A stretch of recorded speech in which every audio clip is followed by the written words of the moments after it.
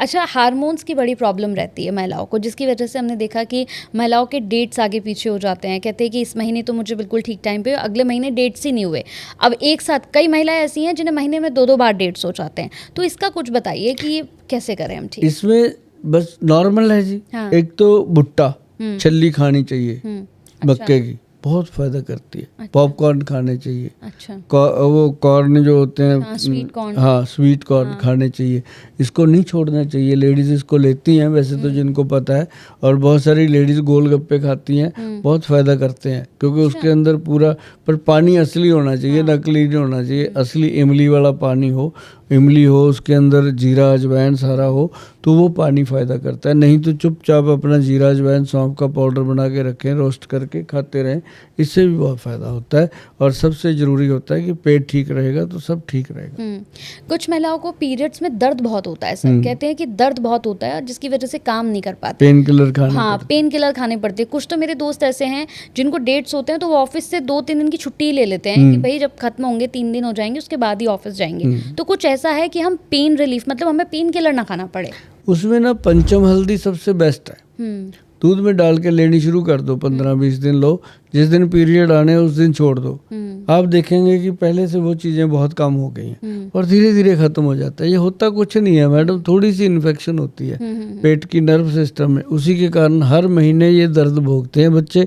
और लेकिन अगर वो पंचम हल्दी लेना, अकेली पंचम हल्दी लेना शुरू कर दें, गूगल पे मिल जाती है, नेट पे जाके, नहीं तो घर पे बन जाती है, उसका फार्मूला पढ़ लेंगे जाके गूगल पे, तो मतलब वो लेना शुरू करें तो ठीक है। अच्छा, यूरिन इन्फेक्शन की बड़ी प्रॉब्लम रहती है महिलाओं को। यूरिन इन्फेक्शन की वजह से कहती है बहुत ईचिंग होती है, कई बार तो स्मेल आनी शुरू हो जाती है, ईचिंग शुरू हो जाती है। और क्या इसका एक और चीज़ है, जैसे कहते हैं कि वजाइना के आसपास छोटे छोटे मतलब पिंपल्स, छोटे छोटे दाने हो जाते हैं। हाँ। तो क्या इसका भी कुछ ऐसा है आयुर्वेद से भी हो जाते हैं? हाँ, मस्से से भी हो जाते हैं। तो कोई आयुर्वेद में कुछ इसका इलाज क्या कर सकते हैं हम सर? इसके लिए ना ये होता है बायबादी का सारा इन्फेक्शन जो होता है, इसके लिए त्रिफला पाउडर सबसे बेस्ट है, बंद ही ना करो। अच्छा। Beet grass powder, moringa powder, ये छोटी छोटी चीज़ें बताता, ये लेती रहती हैं लेडीज जो सुन लेती हैं, ये करते रहो। और साथ में जो इन्फेक्शन होता है उसकी वॉशिंग बहुत ज़रूरी है। और वॉशिंग के लिए मार्केट में जो आते हैं वॉश, तो वो तो देखो जी केमिकल युक्त है, हम तो उनको नहीं किसी को रिकमेंड करते। पर मैं ये कहता हूँ कि जो एलोवेरा पल्प होता है ओरिजिनल, उसी पल्प को निकाल के उसके अंदर थोड़ी सी फटकड़ी मिलाएं, थोड़ी सी हल्दी मिलाएं, उसको अच्छे से मिक्स मैच करके उसके साथ वॉश करें। पानी का मल के पानी से वॉश करें, देखना थोड़े दिनों में कितनी सफाई हो जाती है, स्मेल नहीं आती।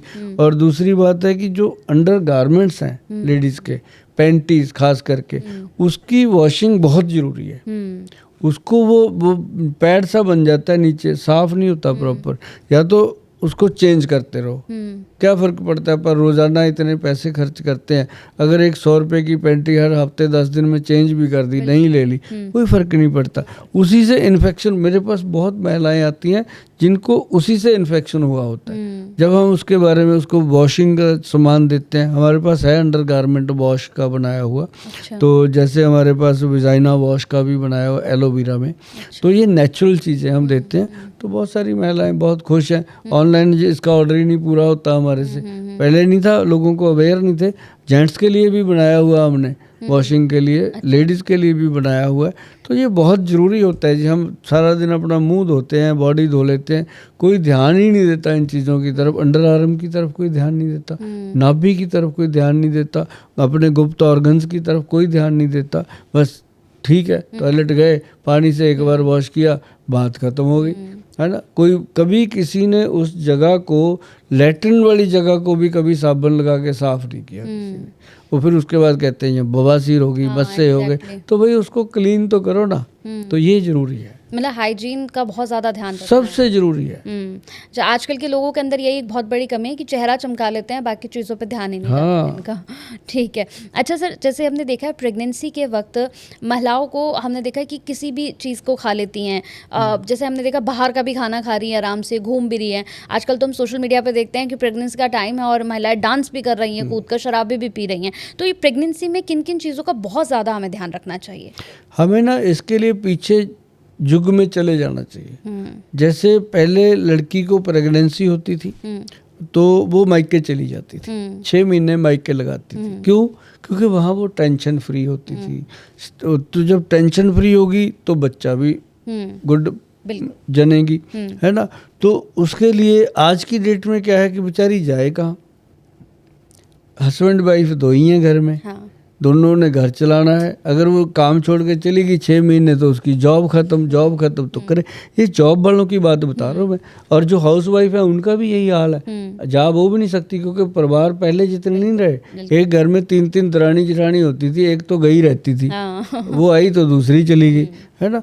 तो मतलब पहले घरों में बच्चे भी ऐसे होते थे, एक एक घर में एक एक लेडी को 4-4 5-5 बच्चे। अब तो बच्चा एक होता है, उसी को बेचारे को लेके घूमते रहते हैं। तो मतलब कहने का कि जब किसी को प्रेगनेंसी होती है लड़की को, उसको चाहिए कि वो रेस्ट मोड पे चली जाए। उसके परिवार को भी मैं रिक्वेस्ट करता रहता हूँ कि कोई भी नफ़ा नुकसान हो, अगर आपको अच्छी संतान, अच्छा बारिश चाहिए तो आपको अपनी वो जो ज़मीन है जिस पे आपने बीज बोया है उसकी तंदुरुस्ती बहुत ज़रूरी है। अगर वो नहीं तंदुरुस्त रहेगी तो आपको औलाद भी सही नहीं मिल पाएगी। तो इसलिए उसकी खुराक बहुत ज़रूरी है, वो काम छोड़ दे।